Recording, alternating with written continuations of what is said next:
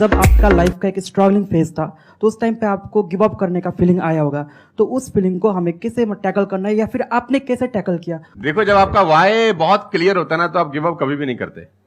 कोई भी चीज क्यों करना है, ये सबसे इंपॉर्टेंट रोल प्ले करता है। There is a book by Simon Sinek called learn your why, कि आप कोई भी काम क्यों कर रहे हैं, है ना। तो अगर आप उस किताब को पढ़ेंगे ना, तो आपको बहुत सारी चीजें सीखने को मिलेंगी। वाई बहुत इंपॉर्टेंट है। मतलब अगर आपका वाई क्लियर है ना, तो कोई भी ऑब्स्टिकल गिराने के बाद, आप गिरने के बाद, नीचे गिरने के बाद आप अपने आप उठ खड़े हो जाते हैं। तो वाई स्ट्रांग होना चाहिए, और वही लोग उठने ही खड़े होते हैं जिनका वाई स्ट्रांग नहीं है। मैं एग्जांपल देके समझाता हूं आपको। फॉर एन एग्जांपल, मैं आपको वुडन स्ट्रोक दूं, 2 फुट जिसका विड्थ हो और 30 फीट जिसका लेंथ हो, और आपको बोलूं मैं यहां से वहां आपको ट्रेवल करना है उसके ऊपर चल के, और मैं आपको 10,000 रुपए दूंगा, तो आप चल लेंगे बहुत आराम से। आप सवाल को ट्विस्ट करते हैं। अब उसी फट्टे को मैं 100 माले की 2 बिल्डिंग के बीच में लगा दूं, अब आप चलेंगे? लेकिन मैं अगर आपको अभी भी चलवा दूं तो आप अभी भी चलेंगे।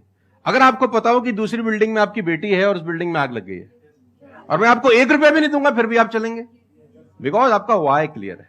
जब जब आपका वाई क्लियर होता है ना, तो कोई भी ऑब्स्टिकल, कोई भी गिरावट आपको कभी रोक नहीं सकती। लेकिन जब वाई क्लियर नहीं होता, तो छोटी सी छोटी ऑब्स्टिकल भी आपको वापस ले जाती है जहां से आपने जर्नी स्टार्ट किया होता है। वाई इंपॉर्टेंट है।